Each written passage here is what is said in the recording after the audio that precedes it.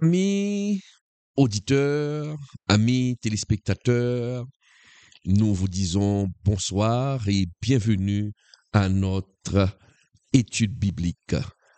Avec vous, le pasteur Claude Emmanuel Camille, et nous sommes heureux, encore une fois, d'être là avec vous pour le partage de la parole de Dieu. Ce soir, mes chers amis, nous allons faire une étude sur la peur. La peur, ce sentiment qui dérange, ce sentiment qui tue, mes chers amis.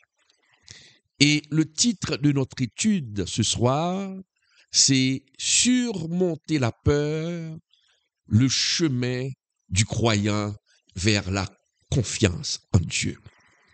Comment surmonter notre peur?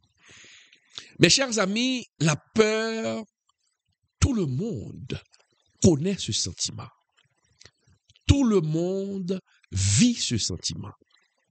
Personne n'y échappe, même pas moi. Mais à travers cette étude, je vais vous partager mes expériences avec la peur et vous montrer aussi ce que la Bible nous dit, ce que la parole de Dieu nous dit, ce que nous devons faire quand nous faisons face à la peur. Mes chers amis, on peut avoir beaucoup d'argent, on peut avoir beaucoup de diplômes, une grande position sociale, être président de la République et j'en passe. Mais quand la peur s'installe, même si on était très grand, on se sent petit. La peur, mes chers amis, c'est comme une ombre qui suit nos pas. Elle surgit à tout moment. Il y a toutes sortes de peurs. Peur de la mort, peur de l'avenir, peur de perdre ce qu'on chérit, ce qu'on aime, peur de l'échec. Il y a tellement de peur, mes chers amis. Il y a beaucoup de peur. Mais est-ce que la peur, ou du moins est-ce que nous devons nous laisser dominer par la peur? C'est la grande question. Est-ce que nous devons laisser la peur dominer notre vie, mes chers amis? Or, en tant que chrétiens, la parole de Dieu nous dit dans 2 Timothée 1er verset 7, regardons ce que nous dit la parole de Dieu dans 2 Timothée 1 verset 7, qui nous dit, lisons mes chers amis, car ce n'est pas un esprit de timidité que Dieu nous a donné, mais un esprit de force, d'amour et de sagesse. Ce n'est pas un esprit de peur. Dieu ne nous a pas donné un esprit de peur, mais Dieu nous a donné un esprit de force, mes chers amis. À travers cette étude, je veux vous parler de la peur. Nous allons voir les conséquences de la peur. Les conséquences de la peur, surtout pour ceux qui ne connaissent pas Dieu, ceux qui ignorent Dieu. Mais nous allons vous montrer aussi comment nous qui croyons en Jésus-Christ, comment pouvons-nous surmonter la peur. Nous allons voyager à travers les Saintes Écritures, mes chers amis, pour vous montrer comment surmonter la peur, mes chers amis. La peur, c'est quoi la peur? Quelle définition qu'on pourrait donner à la peur, mes chers amis? Mes chers amis, la peur, si on ouvre un dictionnaire, on nous dit que la peur, c'est une émotion face à un danger réel ou imaginaire. On peut avoir peur face à un danger réel, mais nous pouvons aussi avoir peur face à un danger imaginaire. Quand on éprouve la peur, cela peut nous faire trembler, mes chers amis. La peur peut nous paralyser, peut nous empêcher d'avancer. Et la peur, parfois, nous fait fuir. On part et on ne sait pas où l'on va. Tout simplement, on part. La peur peut nous faire perdre l'équilibre de notre vie, mes chers amis. Dans la Bible, dans les Saintes Écritures, la peur revient souvent. Et je dois vous dire, selon la Bible, il y a deux sortes de peur. Notez, hein? Il y a deux sortes de peur que l'on retrouve dans la Bible, mes chers amis. La peur destructrice. La peur destructrice, c'est cette peur qui nous paralyse. Cette peur qui nous empêche d'avancer, mes chers amis. Et la crainte de Dieu.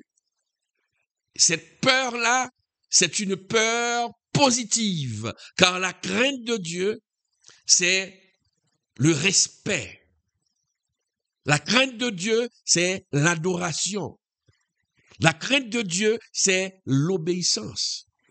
Cette peur, comme je viens de le dire, elle est positive, mes chers amis.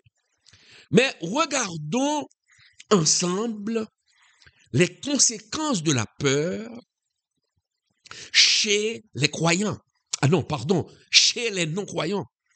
Regardons d'abord les conséquences de la peur chez les non-croyants.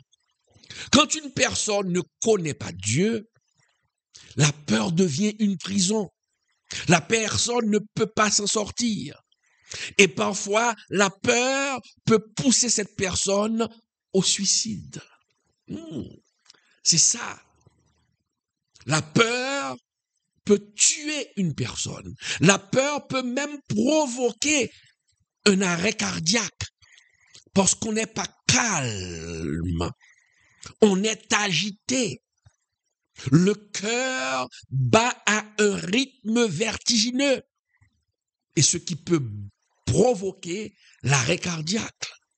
Lorsque nous regardons, mes chers amis, ceux qui ne croient pas en Dieu, les gens qui n'ont aucune confiance en Dieu, nous voyons ça dans Nombre 13, on se le rappelle. Lorsque les espions ont été envoyés pour explorer le pays promis, et les espions, quand ils ont vu les géants, ils ont eu peur. Ils ont eu peur, mes chers amis. Et ils ont dit, regardez, à la vue des géants, ils ont dit, nous étions comme des sauterelles à nos yeux. Qu'est-ce qu'ils ont fait? Quand ils sont revenus pour donner le compte-rendu de leur visite, ils ont semé la peur dans le cœur du peuple. Et le peuple, à cause de la peur, a refusé d'avancer. Est-ce que l'on comprend? Le peuple a refusé d'avancer parce que, comme je viens de le dire, la peur vous empêche d'avancer. Vous voyez, quand on a peur, cela peut nous empêcher d'entrer dans les promesses de Dieu. Et c'est ce qui est arrivé, mes chers amis. C'est ce qui est arrivé au peuple du Seigneur. Le peuple n'a pas avancé puisque les espions ont eu eux-mêmes peur et ont partagé. Ils ont transmis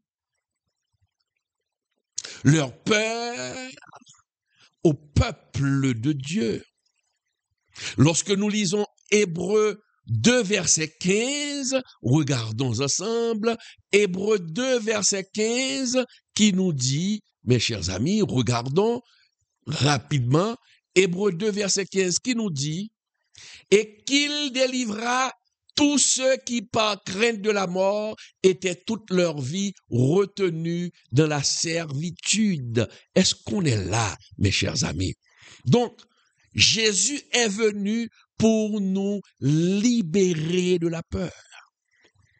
Pilate, qui était un non-chrétien, qui ne croyait pas en Jésus, c'est la peur qui a poussé Pilate à condamner Jésus. Lorsque nous lisons Matthieu 27, verset 24, Pilate, voyant qu'il ne gagnait rien, mais que le tumulte augmentait, prit de l'eau, se lava les mains en présence de la foule et dit, je suis innocent du sang de ce juste. Cela vous regarde. Est-ce que vous voyez?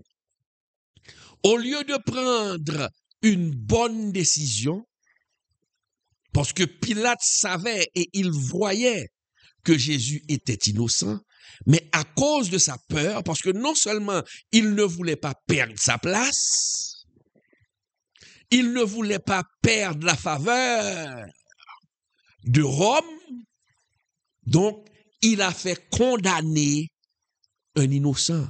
Vous voyez, la peur peut nous pousser à faire des choses désagréables. Désagréables. La peur peut nous pousser à agir de façon bestiale. La peur. Donc, c'est un sentiment, mes chers amis, que l'ennemi utilise beaucoup. Il y a des gens qui vivent la peur, qui ressentent la peur. La peur, c'est leur quotidien. Mais ce soir, à travers cette étude, le Seigneur va te montrer, mon ami, comment vaincre la peur. Mes chers amis, regardons la peur chez les enfants de Dieu. La peur chez ceux qui croient en Dieu. Mes chers amis, si la peur, c'est le partage souvent des non-croyants, la peur est aussi notre partage. Il ne faut pas croire que les croyants sont immunisés contre la peur. Nous ne sommes pas immunisés contre la peur. Et nous voyons dans la Bible plusieurs grands hommes de Dieu qui ont éprouvé la peur. Qui ont éprouvé la peur. Moïse, celui qui a parlé face à face avec Dieu, a eu peur devant Pharaon à cause de son manque d'éloquence. Moïse a éprouvé la peur. Élie, après avoir fait ce miracle, fait descendre le feu du ciel, après sa victoire sur les prophètes de Baal. Vous voyez, après une telle victoire, Élie devrait avoir une force. Rien ne devrait ébranler la foi d'Élie. Mais seulement la voix de Jézabel a fait trembler Élie.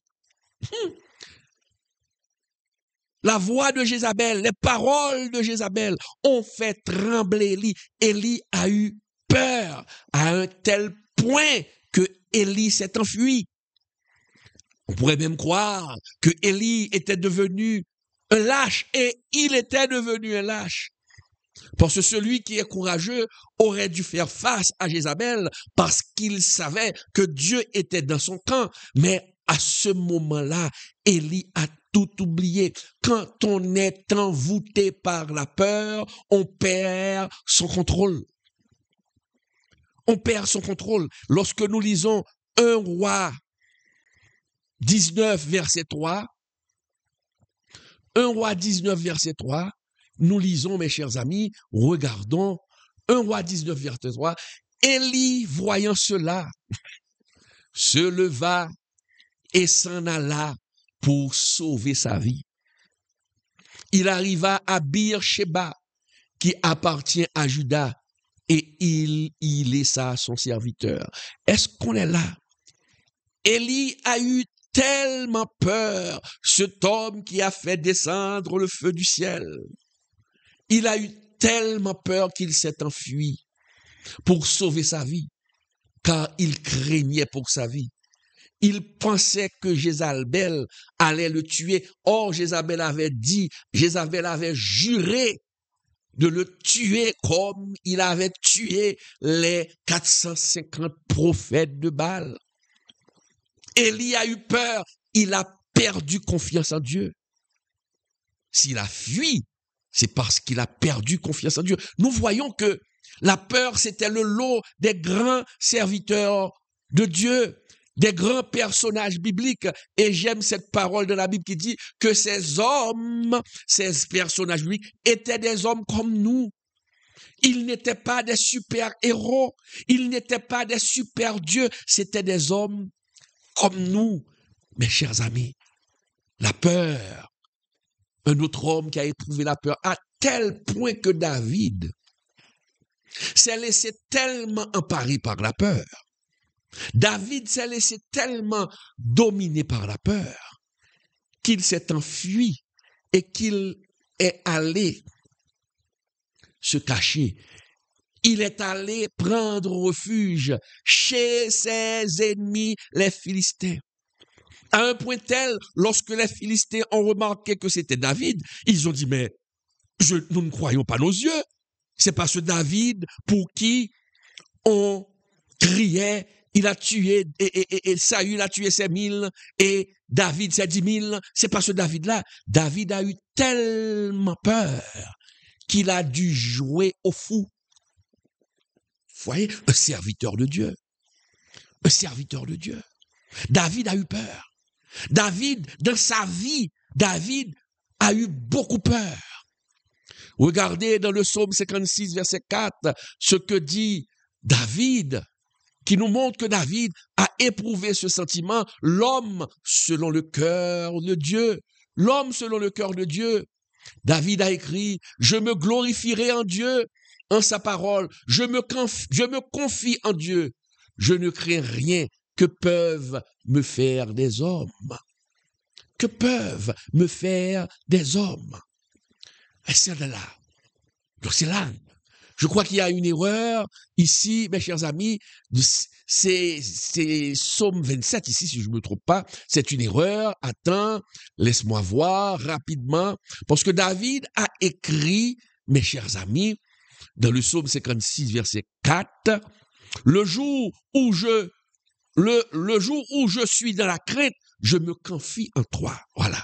Le jour où je suis dans la crainte, je me confie en toi. C'est David.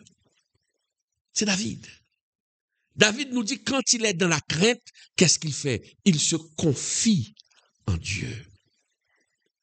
David a fait cette déclaration quand Saül le poursuivait. Il a dit, un jour, et Saül finira par me tuer. Pourquoi il a eu cette déclaration? Parce que David, pourquoi il a fait cette déclaration? David qui avait la promesse de Dieu. Dieu avait promis à David de l'aider, de l'élever.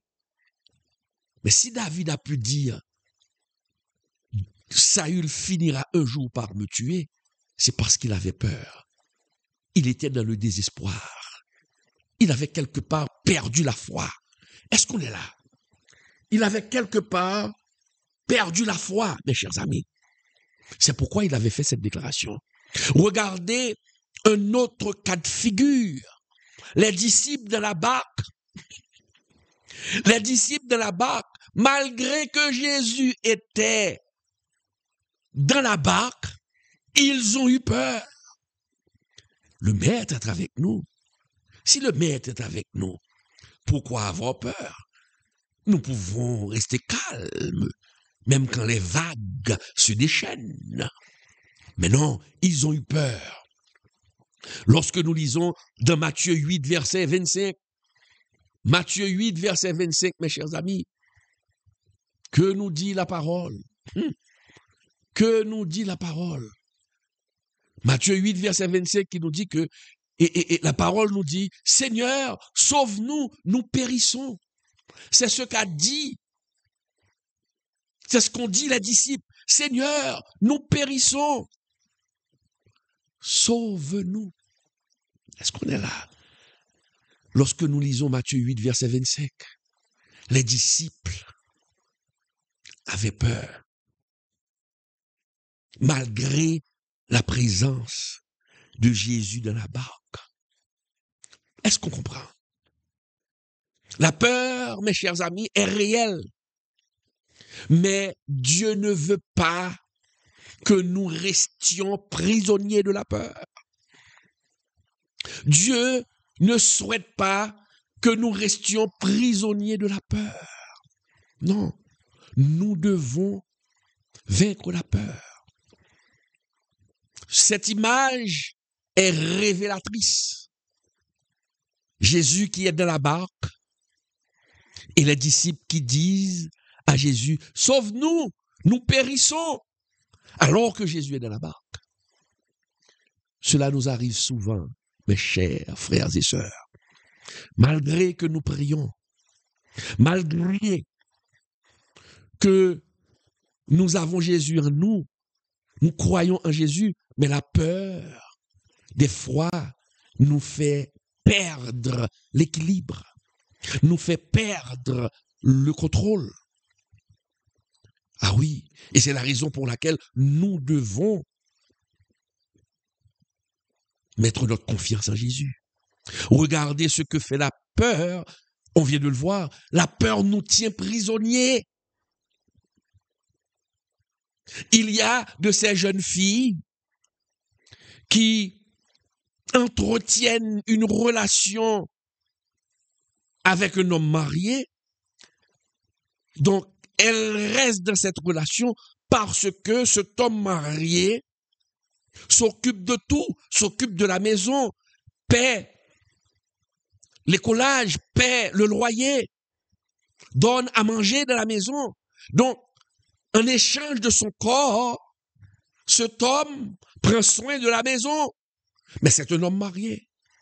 Mais la fille, des fois, réfléchit pour dire que cette situation n'est pas bonne. Je suis une jeune fille. Je peux aussi avoir mon homme. Des fois, cette jeune fille pense de mettre fin à cette relation d'adultère. Mais regardez, à chaque fois qu'elle pense de couper cette relation, de mettre fin à cette relation, la peur l'envahit. La peur l'envahit. La peur de ne pas trouver à manger. La peur de ne pas pouvoir payer le loyer. La peur de ne pas pouvoir subvenir à ses besoins. Et à cause de cette peur, qu'est-ce qui arrive? Elle est devenue prisonnière de cette peur. Et cette peur la maintient dans cette relation de péché. Est-ce que vous voyez? Et c'est pourquoi je vous dis que la peur peut nous tenir, peut nous accrocher au mal. Regardez un autre cas de figure.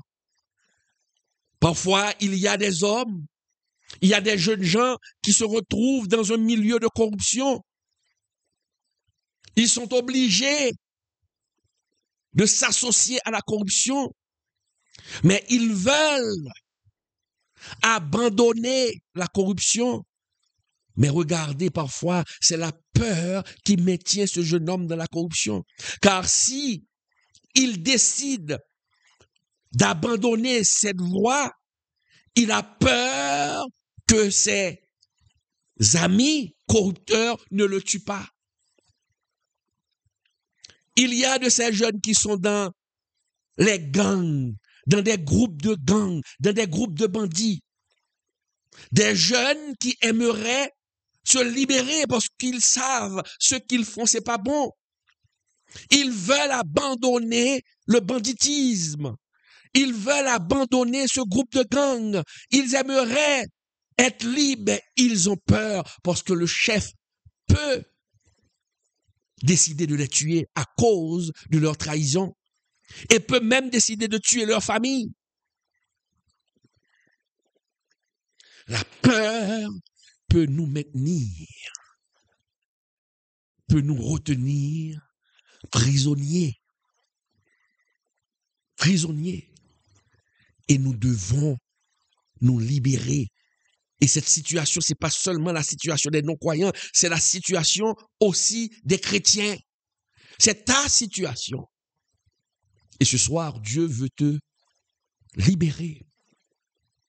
Maintenant, des fois, on a cette peur, je pourrais même dire double peur. On a peur d'abandonner pour ne pas payer les conséquences. Et on a aussi peur de ce que Dieu pense de nous. On se sent laid. Oh, j'aimerais laisser ça, mais je ne peux pas. Dieu me déteste. Non, Dieu ne te déteste pas. Peut-être, en ce moment, tu es retenu par quelque chose. Tu es retenu par une addiction. Tu veux te libérer de cette addiction. Tu veux te libérer de cette chose qui pourrit ta vie. Mais tu as peur. Tu as peur. Tu as peur, mon frère. Et tu te dis, de cette situation-là, Dieu me déteste. Ce que je vis là, Dieu ne m'aime plus. Parce que Dieu n'aime pas les peureux. C'est ce que tu es en train de te dire, mon frère. C'est ce que tu es en train de te dire, ma sœur. Oh, Jésus ne m'aime pas. Parce que je suis un peureux. Mieux vaut que je meure dans ma situation. Mais laisse-moi te dire, Dieu ne te déteste pas à cause de ta peur. Au contraire, Dieu comprend ta peur. Et c'est à cause de cette peur que tu vis. C'est pour cela que Dieu te fait tomber sur cette étude. Parce que Dieu veut te libérer de cette peur. Dieu veut t'affranchir de cette peur, mon frère. Dieu veut te rendre libre. La peur n'est pas une honte devant Dieu. Tu comprends? La peur n'est pas une honte devant Dieu. N'est pas honte. Dieu comprend ta peur. Mais la peur devient dangereuse quand elle prend la place de la foi. Quand elle prend la place de la foi. Je sais que ta peur ébranle ta foi. Dieu le voit. Mais Dieu veut te réconforter pour que ta foi ne soit plus ébranlée par la peur. Et c'est pourquoi il te parle à travers cette étude biblique. Tu dois te libérer de la peur. Et Dieu donne beaucoup de promesses pour ceux et celles qui se confient en lui. Regardez dans Ésaïe 41, verset 10. Quelle merveilleuse promesse. Quelle merveilleuse promesse, mes chers amis. Ésaïe 41, verset 10, qui nous dit, « Ne crains rien, car je suis avec toi. Ne promène pas des regards inquiets, car je suis ton Dieu. Je te fortifie et je viens à ton secours. Je te soutiens de ma droite triomphante. » Ésaïe 41, verset 10. Regardez, le Seigneur nous dit de ne plus craindre, de ne pas craindre. Nous devons placer notre confiance en Dieu. Et c'est ce que Dieu nous invite. Dieu te dit maintenant, tu ne dois plus avoir peur, car il est ton Dieu. Tu n'es pas mort hier. Mais pourquoi Dieu te laisserait mourir aujourd'hui? Tu dois avoir confiance en Dieu. Dieu ne veut pas que tu sois paralysé, mon frère. Dieu veut te libérer de cette paralysie, mes chers amis. Regardez, Josué avait peur. Josué avait peur. Dans Josué 1er, verset 9, et c'est ce que Dieu a dit à Josué, parce que Dieu avait vu cette peur dans Josué, et c'est pourquoi il a dit à Josué, dans Josué 1er, verset 9, il dit à Josué, fortifie-toi et prends courage. Fortifie-toi et prends courage. Ne t'effraie point, car l'Éternel, ton Dieu, est avec toi partout où tu iras. Quelle promesse! Quelle promesse! Est-ce qu'on voit? Le Seigneur a promis à Josué qu'il sera avec lui. Le Seigneur te dit en ce moment, cette parole, c'est pour toi, ma sœur. Arrête de trembloter. Le Seigneur te dit ce soir, arrête de trembloter. Fortifie-toi et prends courage.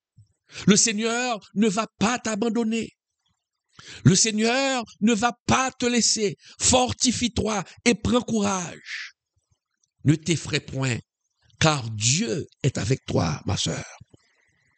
Et c'est ce que Dieu avait dit à Josué dans Josué 1er, verset 9. Dans Josué 1er, verset 9.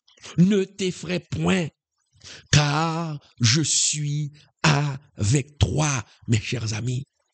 C'est ce que Dieu nous dit. OK? Autrement dit, mes chers amis, Dieu sait que la peur existe. Dieu sait. Mais tout ce qu'il te demande, c'est de placer ta confiance en lui.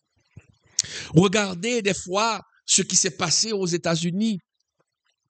Il y a beaucoup de nos confrères, de nos concitoyens haïtiens, des immigrants haïtiens, vénézuéliens et tant d'autres. Ils ont vécu la peur. Et jusqu'à présent, certains d'entre eux vivent la peur. Ils ont peur de sortir. La peur les paralyse. Ils peuvent même plus travailler. Est-ce qu'on comprend?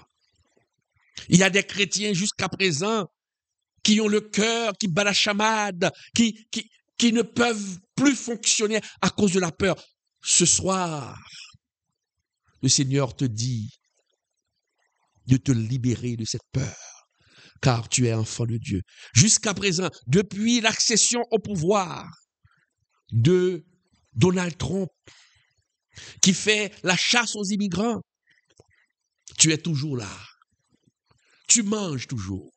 Dieu te protège. C'est Dieu qui connaît l'avenir.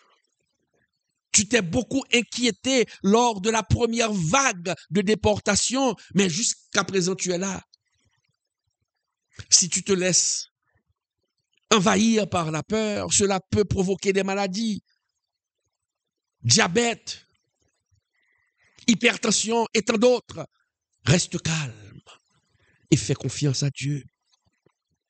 Fais confiance à Dieu.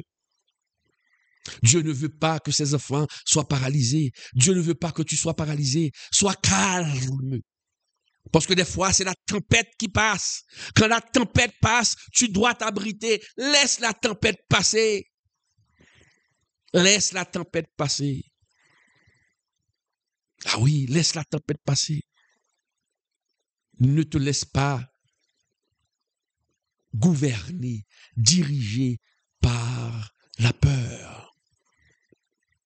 Mon frère, ma sœur, Dieu veut, au lieu que tu regardes le danger, au lieu que tu fixes ton regard sur le danger, Dieu veut que tu fixes ton regard sur lui. Cela va apaiser ton cœur. Cela va apaiser ton cœur. Oui, cela va apaiser ton cœur, mon frère. Dieu veut que tu sois fort. Dieu veut que tu sois forte, ma sœur. Comment surmonter la peur? C'est la question qu'on se pose. C'est la question qu'on se pose. Il y a 3 clés, mes chers amis, pour surmonter cette peur. 3 clés. La première clé, c'est mettre sa confiance en Dieu. Mettre sa confiance en Dieu. C'est la première clé. Et c'est ce que David a dit dans le psaume 56, verset 4. Quand je suis dans la crainte, je me confie en toi, Seigneur. Quand je me confie en toi, que peuvent me faire des hommes? Dans le psaume 127, si je ne me trompe pas. Que peuvent me faire des hommes? Car je me confie en toi. Quand on t'attaque, quand on t'accuse, mets ta confiance dans le Seigneur. Garde cette confiance dans le Seigneur. Le Seigneur ne va pas t'abandonner. Quand on a peur, pour calmer cette peur, tu sais ce que tu dois faire. Rappelle-toi, ça c'est une technique que j'utilise beaucoup pour me redonner la force. Rappelle-toi des dangers d'hier et comment Dieu t'avait libéré. Mais si tu es encore là, tu as vécu pire. Des fois, lorsqu'on fait face à un danger actuel, on oublie les dangers d'hier. Et les dangers d'hier étaient beaucoup plus graves que ceux d'aujourd'hui. Mais nous oublions comment Dieu nous a libérés. Est-ce qu'on comprend? Et c'est pourquoi ce cantique est toujours sur mes lèvres. Ce cantique est toujours sur mes lèvres, mes chers amis. Il faut faire de ce cantique le vôtre, le tien, mon ami. Quand le vol de la tempête vient assombrir ton ciel bleu, au lieu de baisser la tête, compte les bienfaits de Dieu. Quand le vol de la tempête vient assombrir ton ciel bleu, au lieu de baisser la tête, compte les bienfaits de Dieu. Compte les bienfaits de Dieu. Mets-les tous devant tes yeux. Tu verras en adorant combien le nombre n'est grand. Cette cantique fort compte les bienfaits de Dieu, compte les situations dangereuses auxquelles tu as fait face dans le passé. Et rappelle-toi comment Dieu t'en a sorti. Dès que tu revis ce que tu as vécu hier, les dangers d'hier, et comment Dieu t'a sorti de ces dangers, cela va te donner de la force. Cela va te booster pour rester ferme devant l'actuel danger. Et Dieu ne va pas t'abandonner. S'il ne t'a pas abandonné hier, il ne va pas t'abandonner aujourd'hui, mon frère. Première clé, mettre ta confiance en Dieu. Ça, c'est important. Et se rappeler, mes chers amis, de ce que Dieu a fait hier. Deuxième clé, s'appuyer sur les promesses de Dieu. Il faut t'appuyer sur les promesses de Dieu.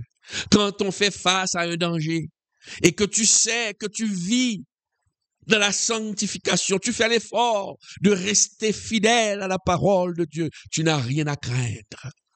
Car il est écrit dans Romains 8, verset 31, mes chers amis. Romains 8, verset 31. Il est écrit, mes chers amis, regardez. Que dirons-nous donc à l'égard de ces choses? Si Dieu est pour nous, qui sera contre nous? Philippiens 4, verset 6, 7, qui nous dit, mes chers amis, ne vous inquiétez de rien, mais en toute chose, faites connaître vos besoins à Dieu par des prières et des supplications, avec des actions de grâce.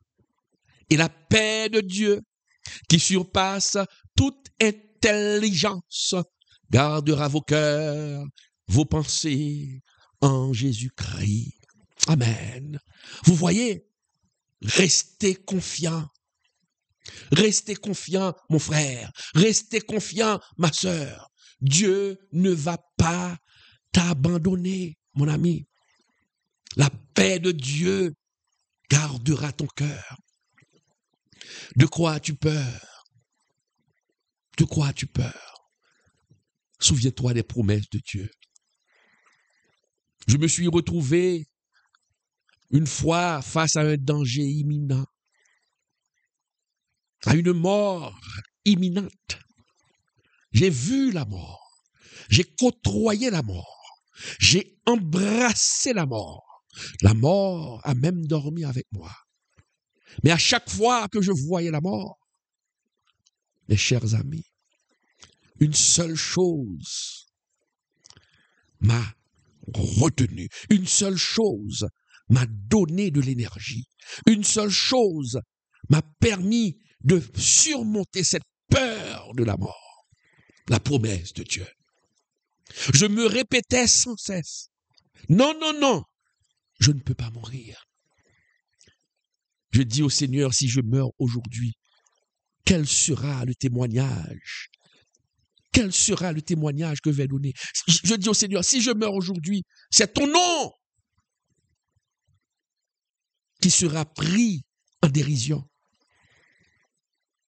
Si je meurs aujourd'hui, et ta promesse, je me répétais ça tout le temps.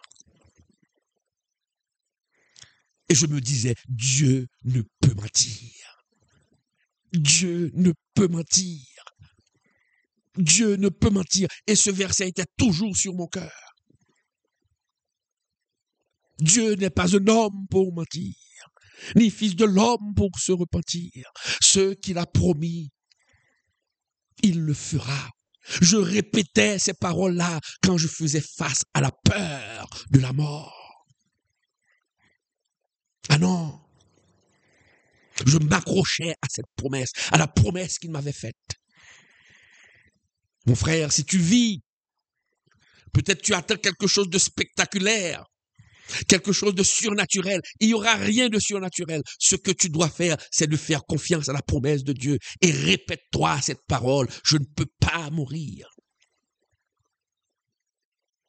Alors je dois vivre pour raconter les merveilles de Dieu. Je ne sais pas ce que tu vis en ce moment, mais je te dis en vérité, garde la foi, reste fidèle et avance. Tu as peut-être peur, mais quand on place sa confiance en Dieu, on avance malgré la peur. Car Dieu ne va pas nous abandonner. Ah oui. Parce que des fois, tu attends que la peur disparaisse pour que tu avances. Non, la peur sera toujours là. Tu dois avancer avec la peur. Ah, tu dois avancer avec la peur. Non, non, non, non, non. N'attends pas que la peur disparaisse. Tu dois avancer avec la peur. C'est quand tu avances avec la peur que la peur va te laisser. Est-ce que tu comprends ce que je veux dire? Parce que l'objectif de la peur, c'est quoi? La peur, c'est une arme utilisée efficacement par l'ennemi contre les enfants de Dieu. Le but de la peur, la mission de la peur, c'est vous rendre statique. C'est de vous bloquer pour vous empêcher d'avancer. Maintenant, si tu espères que la peur va partir et tu vas avancer, non, tu dois avancer avec la peur. Tu dois avancer avec la peur. Tu entends ce que le Saint-Esprit te dit? Tu dois avancer avec la peur. Et nous avons un exemple biblique, David. David n'a pas entendu que sa peur disparaisse. David avait peur devant Goliath. Vous voyez s'il avait attendu que la peur disparaisse? Non. Mais il a avancé avec sa peur. Il a affronté Goliath. C'est en avançant avec sa peur et en plaçant sa confiance dans le Seigneur. Et au moment du combat que la peur disparaît. Et regardez comment David a avancé. En disant, dans 1 Samuel 17, 45, « Je viens à toi au nom de l'Éternel des armées. » Il a dit à Goliath, « Tu marches contre moi avec la lance et le javelot, mais moi je marche contre toi au nom de l'Éternel des armées, le Dieu d'Israël que tu as insulté. » David a marché avec la peur. C'est en marchant avec la peur que la peur s'est enfuie. N'attends pas que ta peur disparaisse. Il faut avancer. N'aie pas peur. Libère-toi. Faites confiance à Dieu. Faites confiance à Dieu, mon ami. Faites confiance à Dieu. Libère-toi de cette peur. Libère-toi. Et c'est ce que Dieu te dit à travers cette étude. Il faut te libérer de cette peur. Ma sœur, il faut te libérer de cette peur, mon frère. Dieu veut te libérer des peurs. Ah. Donc, nous devons avoir confiance en Dieu. Nous devons avoir confiance en Dieu, mes chers amis. Et c'est ce qui va nous libérer de la peur. La peur nous empêche d'avancer, mes chers amis. Regardez, il y a un verset très important que je cherche pour vous rapidement. Regardez, la Bible nous donne beaucoup de ressources pour nous libérer de la peur. Ah oui, nous donne beaucoup de ressources pour nous libérer de la peur. Regarde. C'est ce que Dieu nous dit. Ah, Dieu nous donne cette parole. Regardez dans Ésaïe 41, 13. Ésaïe 41, 13. L'Éternel nous dit, « En effet, c'est moi, l'Éternel, ton Dieu, qui empoigne ta main droite. C'est moi qui te saisis, c'est ce que dit l'Éternel. Et qui te dit, n'aie pas peur. » N'aie pas peur. C'est ce que te dit le Seigneur. N'aie pas peur. Je viens moi-même à ton secours. Ésaïe 41, verset 13. Je viens moi-même à ton secours. Tu ne dois pas avoir peur. Tu dois cesser d'avoir peur.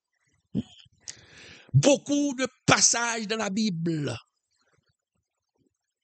Dieu nous invite à nous libérer de la peur et à placer notre confiance en lui, mes chers amis. Le psaume 118, verset 6 qui nous dit, « L'Éternel est pour moi, je n'ai peur de rien.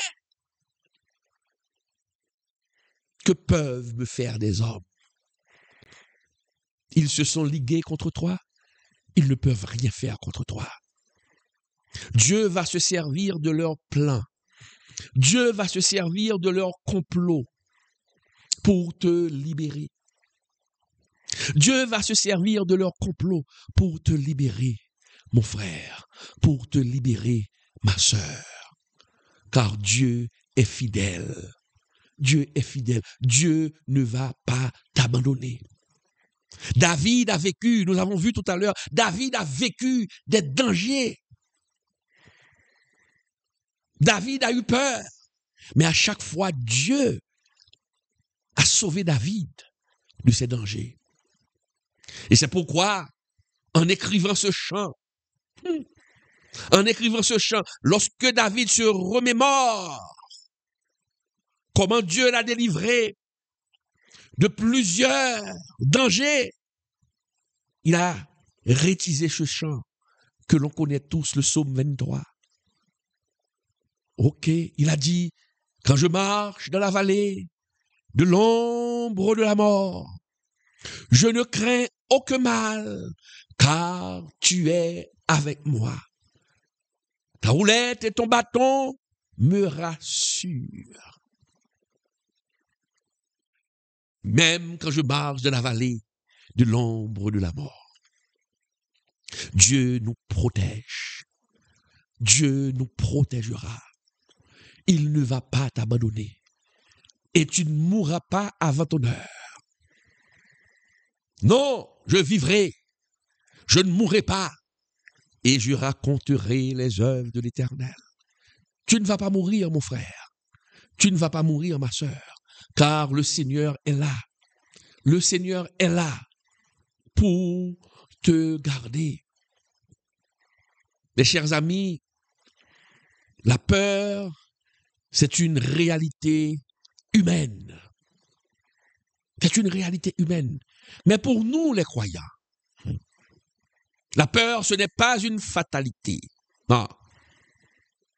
Et Dieu nous demande, Dieu nous exige, mes chers amis,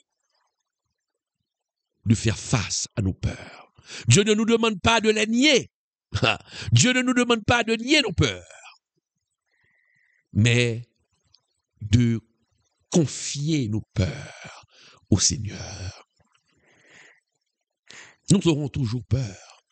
Durant la vie, durant notre vie sur terre, la peur sera toujours à nos côtés. Mais nous aurons toujours le courage de chasser cette peur avec Dieu. Avec Dieu.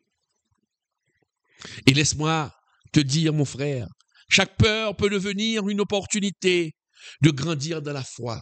Quand tu fais face à une peur et que tu vois que Dieu te délivre de cette peur se transforme en foi. Lorsqu'on demande la foi ne va pas descendre du ciel. Dieu va te mettre dans une situation où tu auras peur, où tu ne verras aucune route, pas d'issue.